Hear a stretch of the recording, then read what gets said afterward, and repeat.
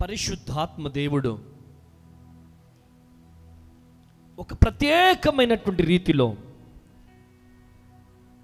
దేవుడు నీతో మాట్లాడుతున్నాడు.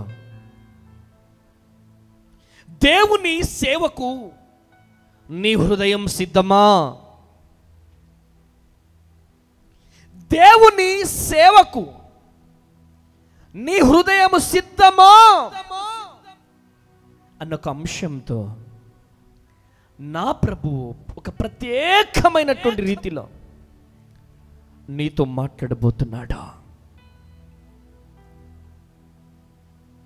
ఆది కాండము 39వ అధ్యాయం. బైబిల్స్ ఉన్న వారందరూ తెరవండి. ఆది కాండము 39వ అధ్యాయం 4వ వచనం చదివి సహాయము చేయండి.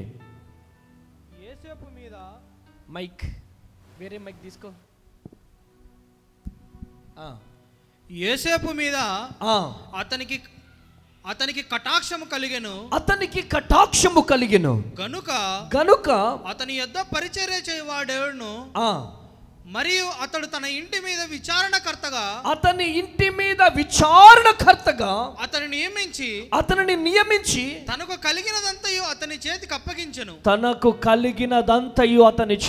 అప్పగించెను. హల్లెలూయా. పోతీఫరు గృహమునందు నమ్మకస్తునిగా నిలిచాడు. ఎవరు? యోసేపు. పోతీఫర్ ఇంట్లో నమ్మకముగా నిలుచున్నాడు.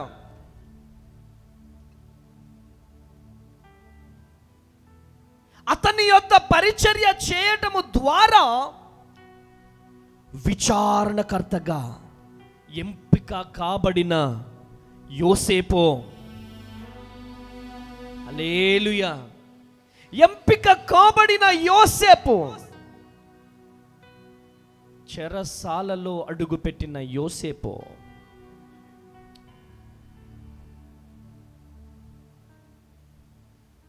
బందీగా నిలుచున్న యోసేపు. యోసేపు నమ్మకత్వాన్ని ఎవరు చూడలేదో యోసేపుపై నింద వేశారా? యోసేపుపై నింద వేశారు, జైలుకు పంపించారు. నింద వేయడము మాత్రమే కాదు, కానీ నింద వేయడం మాత్రమే కాదు, కానీ ఆయనని మీరు స్క్రీన్ మీద చూడొచ్చు. యోసేపు జీవితంలో అనేకమైనటువంటి శ్రమలు,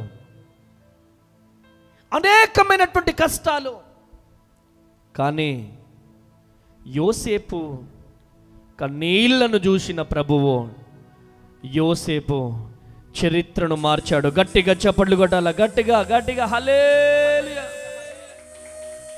హల్లెలూయా, ప్రైజ్ ది లార్డ్.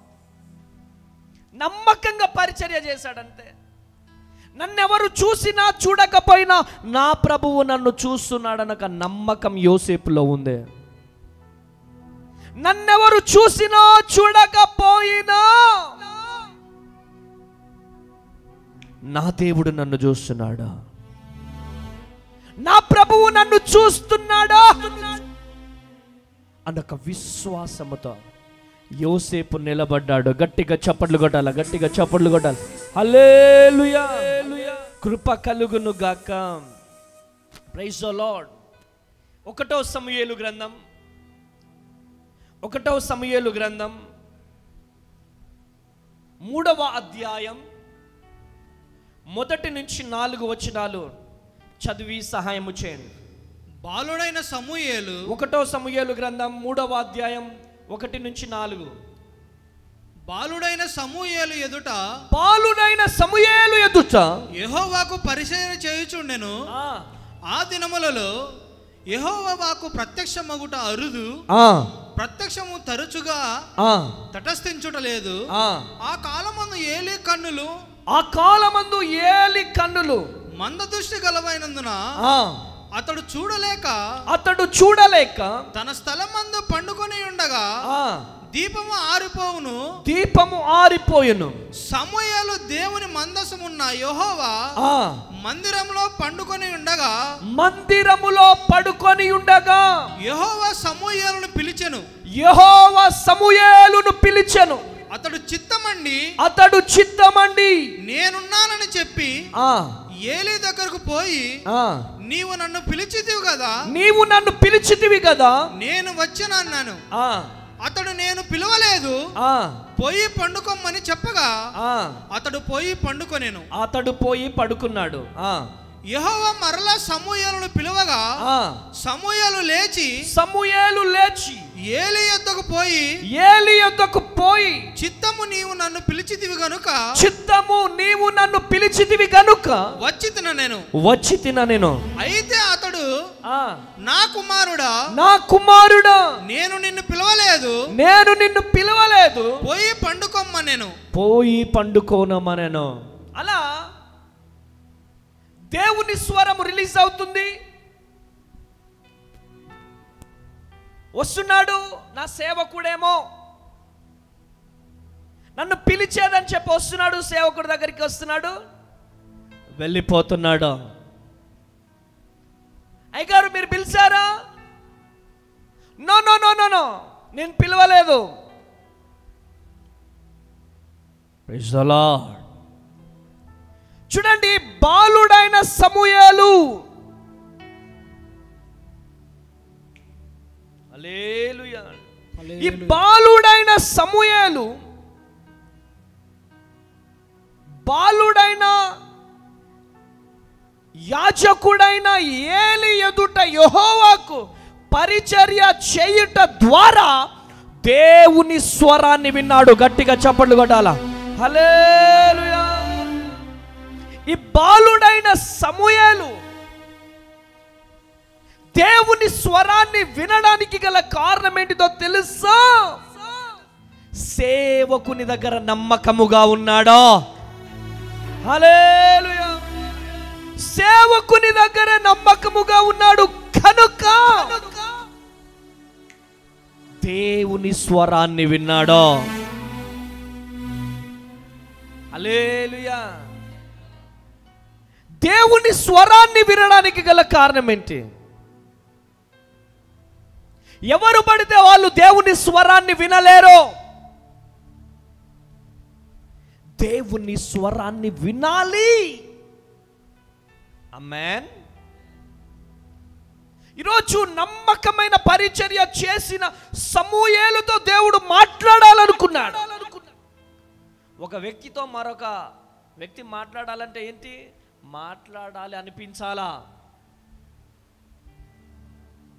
నువ్వు తప్పుడు పనులు చేస్తా ఉంటే నీతో మాట్లాడాలనిపిస్తుందా?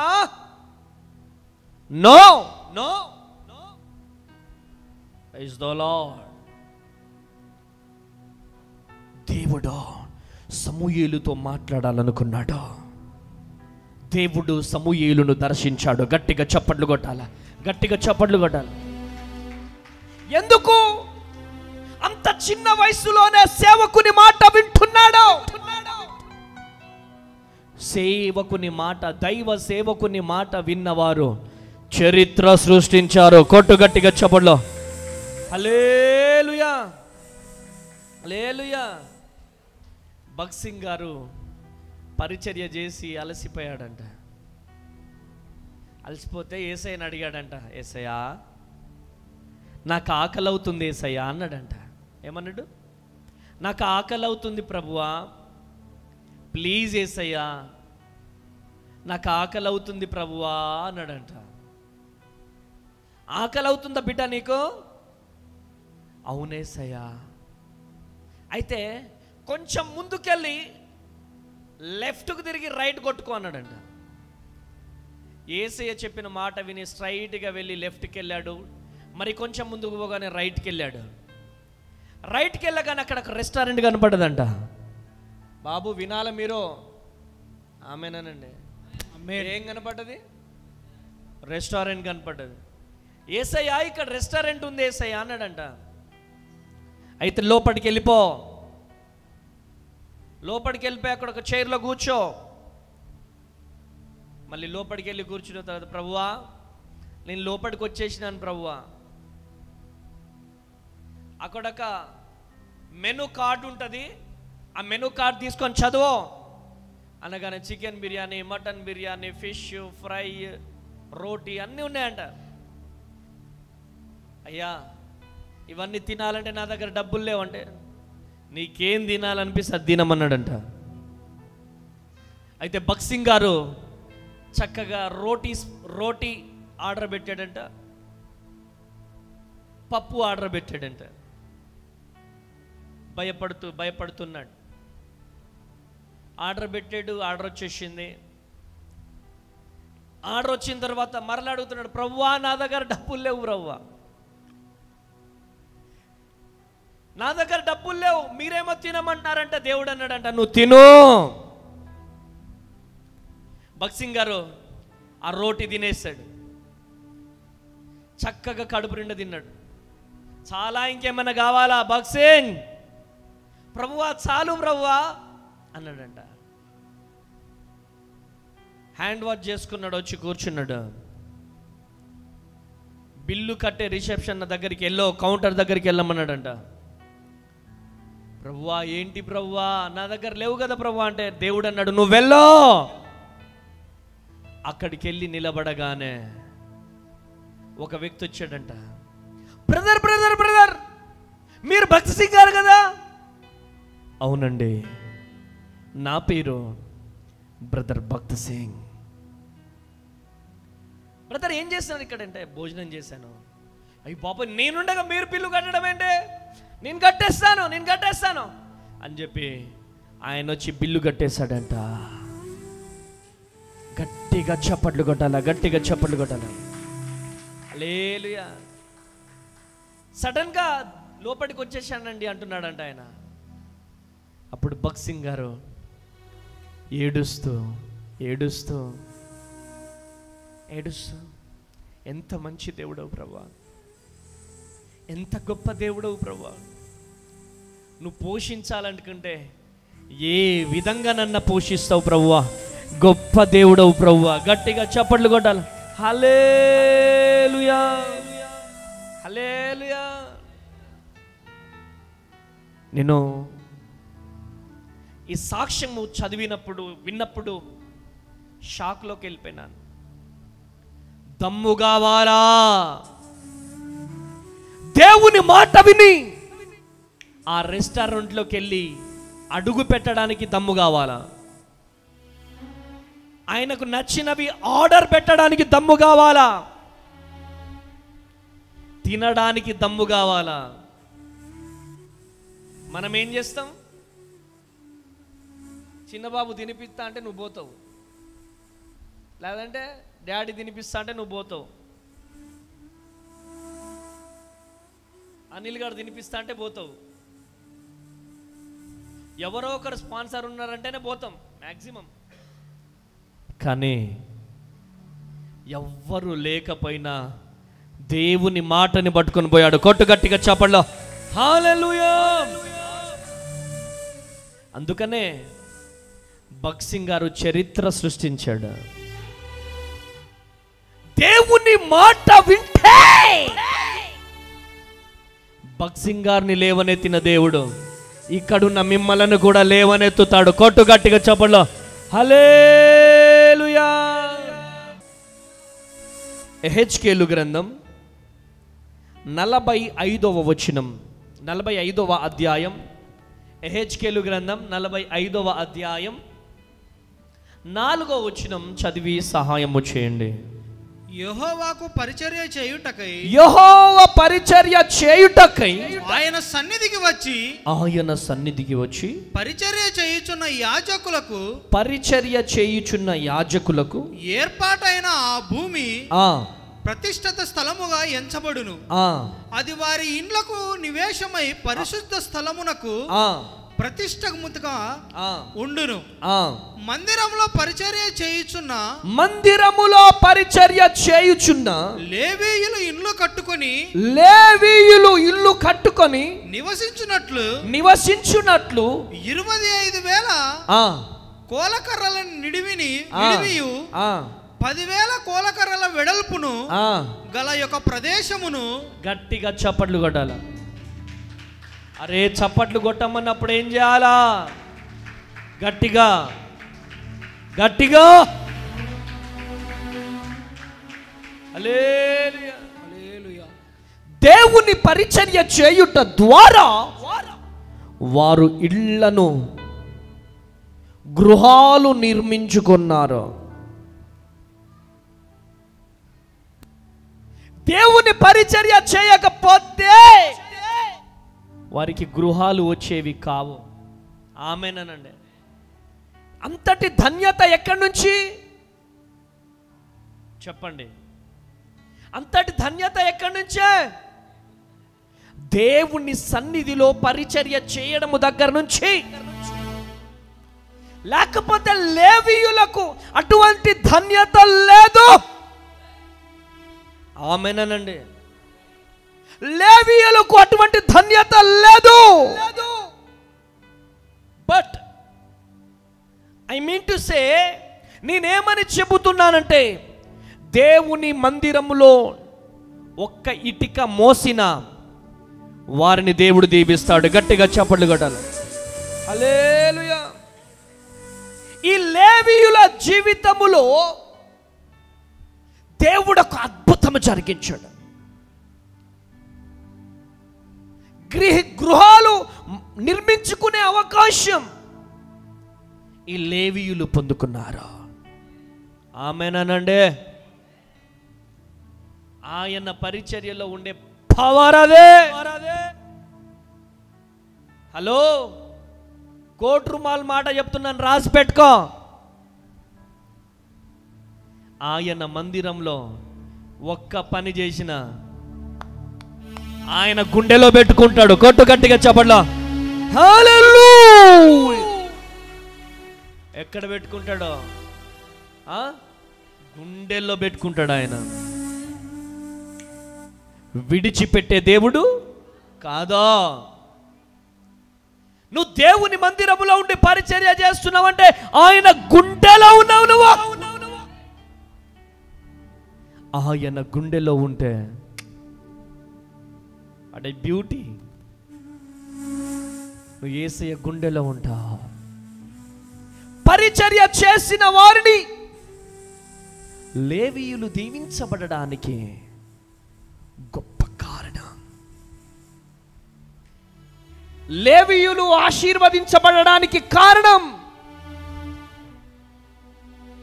లేవీయులు గృహాలు కట్టుకోవడానికి గల కారణం. ఆమేన్.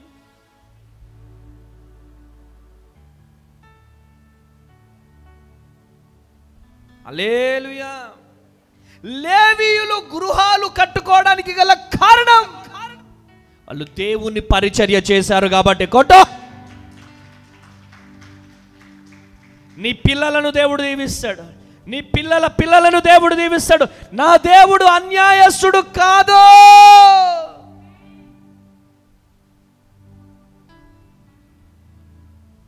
హల్లెలూయా. లేకపోతే వాళ్ళకి ఫ్యూచర్ లేదు. లేవీయులు దేవుని పరిచర్య చేశారు కాబట్టే చరిత్రను సృష్టించారు.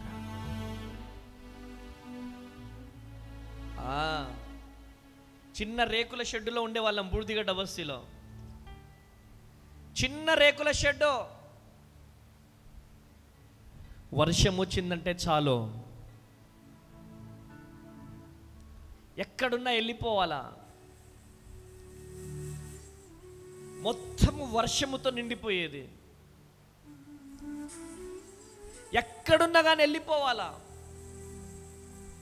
సన్న సైడ్ వైపు ఇలా దాక్కునే వాళ్ళం పిల్లలందరం, అనాథ శరణాలయం పిల్లలందరం అందరం ఇలా గుమ్ముగూడే వాళ్ళం. ఎంతసేపు వర్షం పడుతుందో అంతసేపు ఇలానే కూర్చునే వాళ్ళం. పసి బిడ్డలు ఉండే అప్పుడు ఒళ్ళో పడుకోబెట్టుకొని పడుకునే వాళ్ళం. ఎప్పుడైతే వర్షం తగ్గుతుందో వర్షపు నీళ్ళన్నీ బయట బకెట్లతో తోడి బయటికి పడేసేవాళ్ళం. తర్వాత బెడ్షీట్లు వేసి తుడిచేవాళ్ళం. కొంచెం ఆరిన తర్వాత పిల్లల్ని పడుకోబెట్టి నేను మమ్మీ ఐరన్ పెట్టెలు తెలుసు కదా, తను గర్ల్స్ వైపు నేను బాయ్స్ వైపు ఐరన్ పెట్టెల మీద ఇలా పడుకునే వాళ్ళం. హల్లెలూయా. మళ్ళీ ఉదయాన్నే లేకగానే మమ్మీ ఏం చేయాలా? వంట చేయాలా. వంట చేసి కట్టెల పొయ్యి 250 రూపాయలకు ఒక సైకిల్ కట్టెలు. ఆ కట్టెల పొయ్యి మీద వంట చేసి భోజనం చేసి మళ్ళీ ఇమీడియట్లీగా స్కూల్కి వెళ్ళిపోవాలి. నైట్ అంతా నిద్ర ఉంటుందా?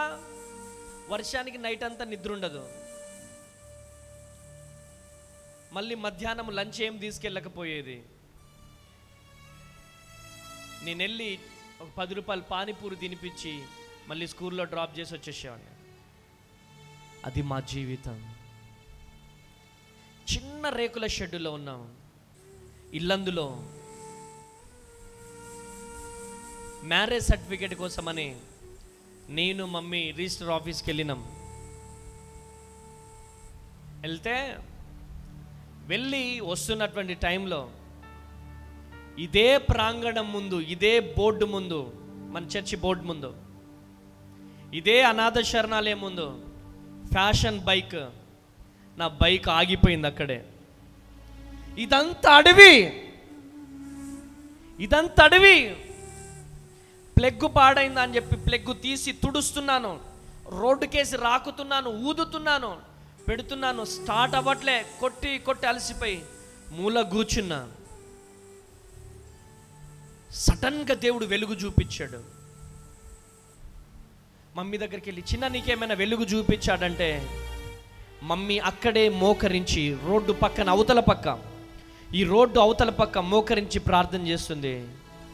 నాతో చెప్పిన మాట ఏంటిదంటే, నాన్న మనకి ఇదే ల్యాండ్ని దేవుడు ఇవ్వబోతున్నాడు. గట్టిగా చప్పట్లు కొట్టాల.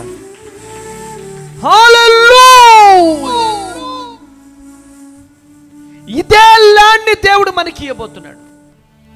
వేల మంది జనాలను చూపించాడు. అప్పుడే లైటింగ్స్, అనేక మంది యవనస్సులు, అనేక మంది అనాథ పిల్లలు, అనేక మంది అనాథ వృద్ధులు ఆ రోజు చూపించాడు. ఇది కథ కాదు, మా జీవితం. హల్లెలూయా. ఇది కథ కాదు, ఇది మా జీవితం. Praise the lord. Hallelujah. Next రోజే వచ్చేసి అడుగుతున్నా, ఇక్కడ ఈ ల్యాండ్ అమ్ముతారా ఏంటి అంటే, తినడానికి గతి లేదు, కొనే పరిస్థితి లేదు, కానీ ఒక నమ్మకం, దేవుడు ఇస్తా అన్నాడని.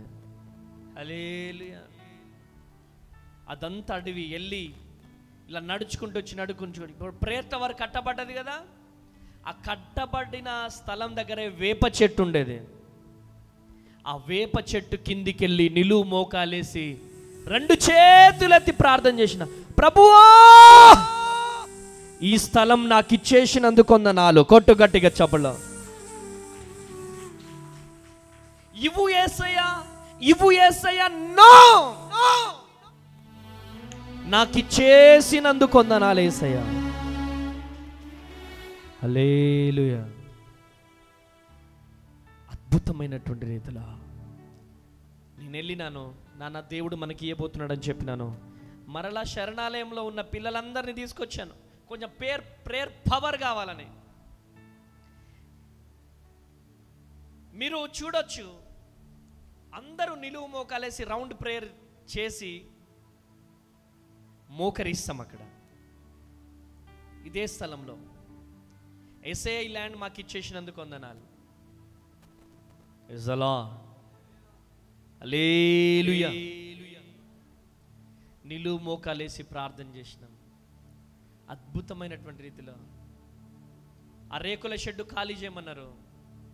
1 month టైం అడిగా నేను. నిలువు మోకాలేసి కన్నీరు గార్చి ప్రార్థన చేస్తే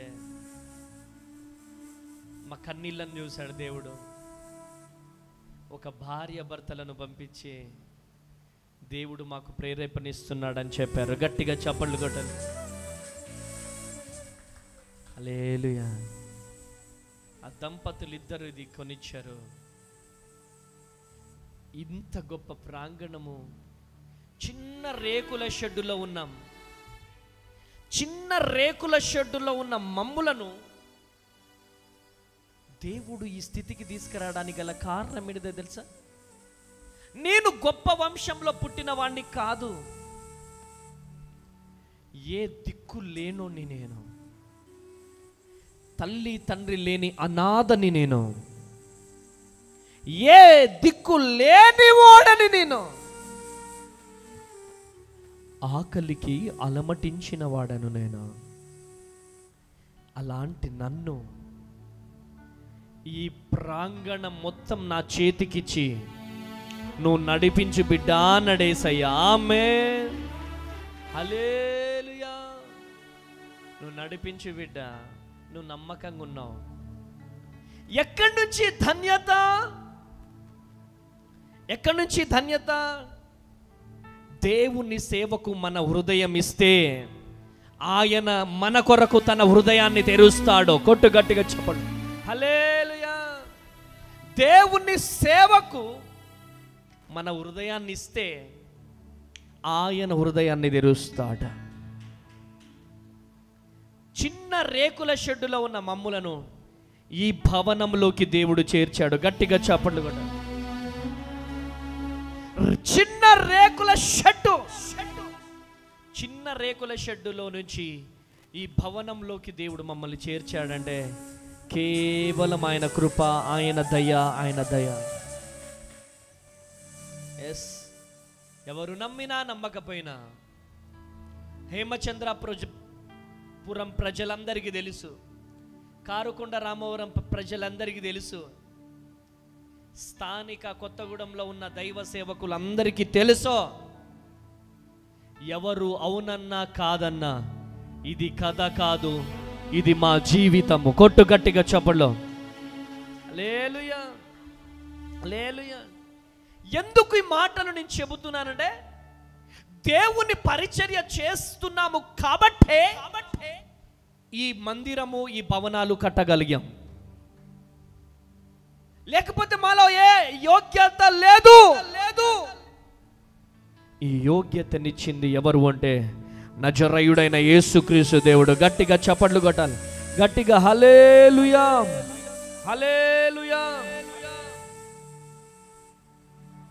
మార్కు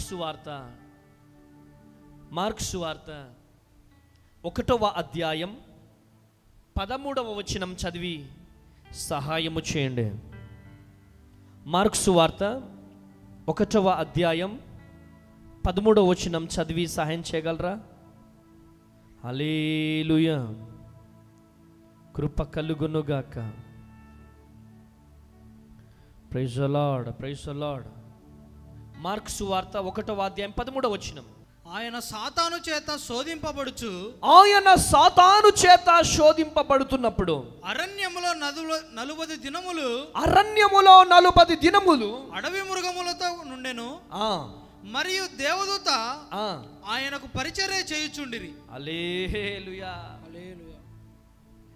దేవుని పరిచర్య చేస్తే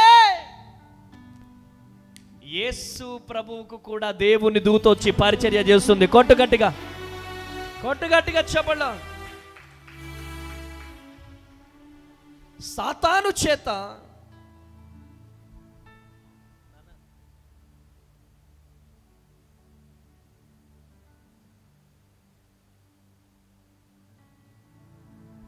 ఆమేన్. సాతాను చేత శోధింపబడుచున్నప్పుడు అరణ్యములో 40 దినములు అడవి మృగాలతో కూడా ఉండిన సందర్భములో కుమారుడైన యేసుకు పరిచర్య చేసిన దేవదూతలు కొట్టు గట్టిగా చప్పట్లు. హల్లెలూయా. దేవదూతలను దేవుడు పంపించాడు. కొట్టు గట్టిగా చప్పట్లు. హల్లెలూయా. కృప కలుగునుగాక. ఎందుకు దేవదూతలను దేవుడు పంపించాడు? ఆయన చేసేది దేవుని పరిచర్య కాబట్టి. దేవుని పరిచర్య చేసే వాళ్ళను దేవుడు విడిచిపెట్టే దేవుడు కదా. కాకులతో బిర్యానీని పంపించే దేవుడు. కొట్టు గట్టిగా చప్పట్లు. దేవుని పరిచర్యలో ఉన్నప్పుడు ఈ గోడుగిడి జరపండి.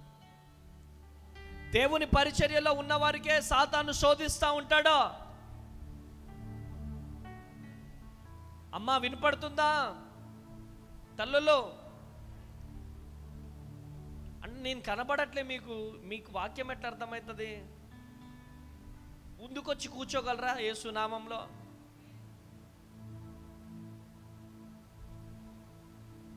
దేవుని సేవకుని మాట విన్నవారిని కూడా దేవుడు దీవిస్తాడా?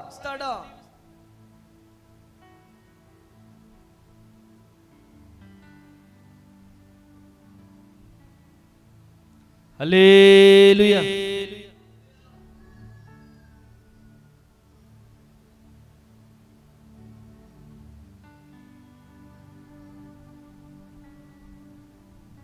యేసు ప్రభువే శోధింపబడ్డాడు.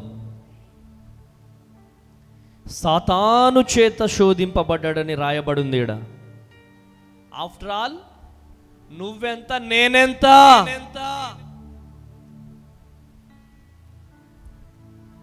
సాతానుతో శోధింపబడ్డాడే దేవుడే. ఈరోజు శోధింపబడుతున్నావేమో, పరీక్షింపబడుతున్నావేమో, నిందల పాలయ్యావేమో, అవమానాల పాలయ్యావేమో, రాసి పెట్టుకో. నీ కొరకు దేవుని దూతను దేవుడు పంపించబోతున్నాడు. కొట్టు. హల్లెలూయా. నీ కొరకు దేవుని దూతను దేవుడు పంపించబోతున్నాడు.